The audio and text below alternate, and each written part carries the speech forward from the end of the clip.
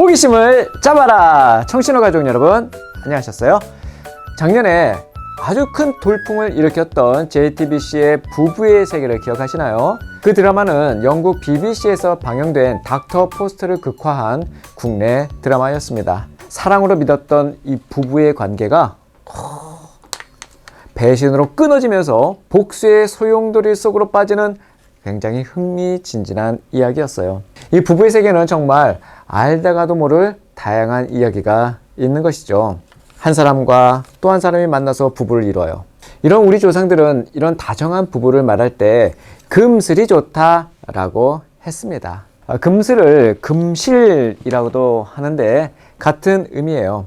금과 슬은 바로 악기의 이름입니다. 금과 슬. 이 금은 검은고고요. 슬은 뭘까요? 슬은 비파입니다. 영어로는 하프라고 하죠. 검은고와 하프를 금슬이라고 해요. 음악이 연주되는 자리에서 이 둘은 꼭 붙어 다녔다고 해요. 이 둘이 조화를 잘 이루면 천상의 하모니가 가능하지만 조화가 깨지면 불협화음의 소음만이 가득하기 때문이에요. 이와 같이 금과 슬의 이 사이처럼 부부 사이도 서로 화답해야 합니다.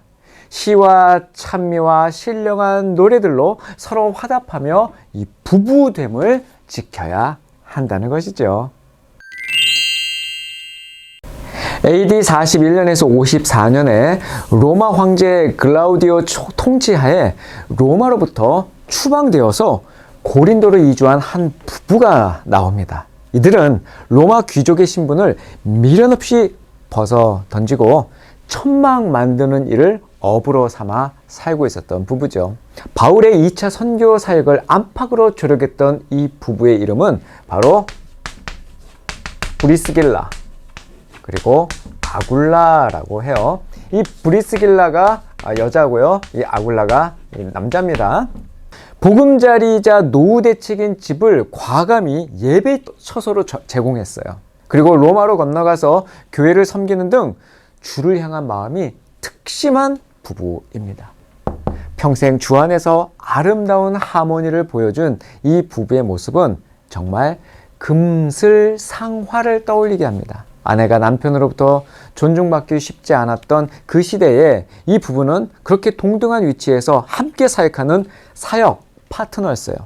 더 나아가 이 남편 아굴라는 아내 브리스길라를 존중하고 세워주는 애처가였습니다. 공처가가 아니라.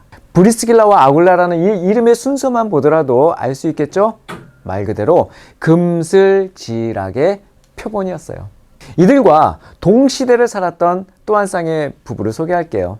초대교회 교인들은 자신들의 소유를 팔아서 필요한 이웃에게 아낌없이 나눠주었어요.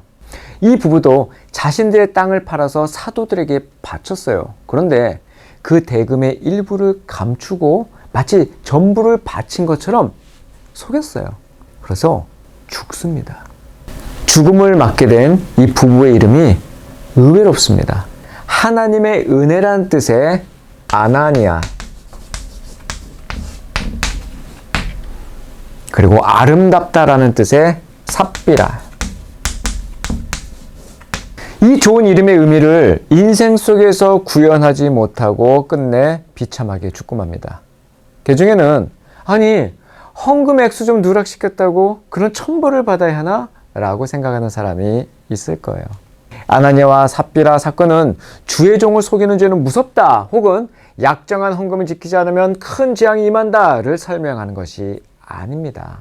이 사건은 출애굽기와 연결해서 보셔야 해요.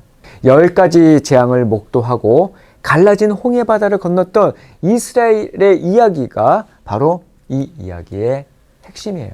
그들은 반석에서 터진 물을 마시고 하늘에서 내린 만나와 메추라기를 먹으면서 시내산에서 주의 계명을 기다렸습니다. 빽빽한 구름 속에 임하신 그 하나님, 그의 우레 같은 음성과 위험에 압도된 이스라엘 백성들은 두려움에 떨었지요. 그들은 모세에게 하나님의 말씀을 받아와서 우리에게 전해달라고 말했죠.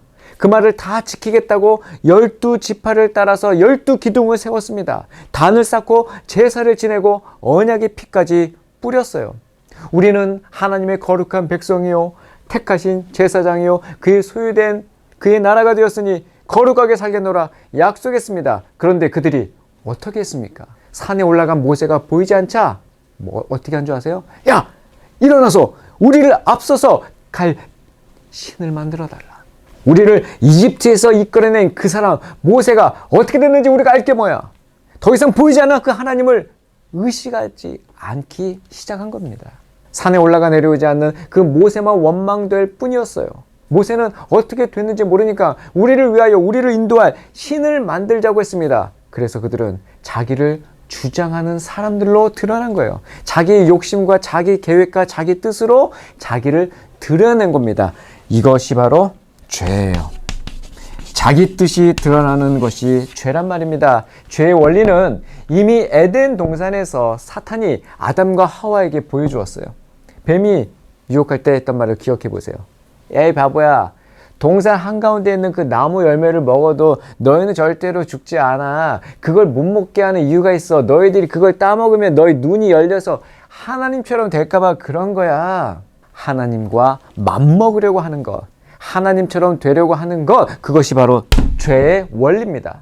불신자들이 하나님을 믿지 않는 가장 큰 이유가 뭔지 아세요? 나는 누구의 도움도 받고 싶지 않다라는 거예요. 내가 왜 어떤 존재 힘과 은혜가 왜 필요하냐는 겁니다. 비록 빌빌거리며 살더라도 당당하게 내 한 주먹 믿고 살다가 죽고 만약에 지옥이 있다면 떳떳이 가겠다는 겁니다. 이것이 바로 죄가 갖는 가장 큰 방자함이에요. 유대인들의 전승에 의하면 이스라엘 백성이 이집트를 탈출한 그 6월절로부터 50일 후가 모세가 10계명을 받은 때라고 합니다. 6월절 이후 50일이면 무슨 날인가요? 바로 펜타코스타 오순절이에요. 오순절에 그 율법이 산 아래의 죄에 닿으니까 어떤 일이 일어났습니까? 금송아지로 대표되는 그 방자함 때문에 그들은 비참한 최후를 맞게 됩니다. 세상의 힘을 의존한 3,000명이 모세의 명을 따른 그 레위 자손들에게 전부 다 도륙당한 것이죠. 그러나 신약의 오순절은 달라요. 새 언약의 성취로 오신 성령님이 여전히 똑같은 죄인들에게 부어집니다. 그런데 어떤 일이 일어납니까? 베드로가 이 사악한 세대로부터 구원을 받으시오! 라고 말하자 사람들이 세례를 받고 몇 명이 돌아오는 사건? 3,000명이 돌아와요. 똑같습니다. 구약에는 3,000명이 도륙당했지만 베드로의 설교에서 3,000명이 살아 올라옵니다. 성경은 정확하게 옛 언약과 새 언약을 대조하고 있어요. 예수 그리스도의 십자가, 하나님의 은혜가 가입되자 죽음이 삶으로 바뀌게 되는 겁니다. 이것이 바로 복음이에요. 율법으로 말미암아 죽어야 할 죄인들이 그동안 달라진 것이 전혀 없음에도 불구하고 하나님께서 바꿔버리신 사건입니다.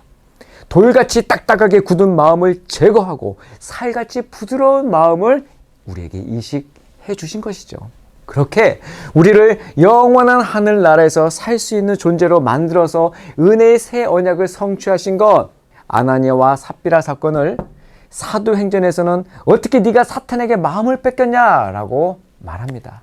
아나니아에게 베드로가 꾸중하시는 것이 어찌하여 네 마음에 사탄이 가득하였느냐라는 것이죠. 바로 엄중하고도 대표적인 죄의 원리를 지적한 겁니다. 아나니아와 삽비라 부부는 기억했어야 했어요. 그 옛날 다윗이 사울을 피해 캄캄한 굴에 숨어 지내며 새벽에 절절히 외쳤던 그 노래를 말입니다. 오 하나님이여, 내 마음이 정해졌습니다. 내가 내 마음을 다해 노래하고 찬양하겠습니다. 내 영혼아 깨어라, 하프와 수금아 깨어라, 내가 새벽을 깨우리로다. 다윗처럼 하나님께 마음을 확정했더라면 아나니아와 삽비라는 자신들의 이름처럼 하나님의 은혜를 노래하고 정말 아름다운 인생이 되지 않았을까요? 그 누구보다도 금슬 좋은 부부가 되지 않았을까요?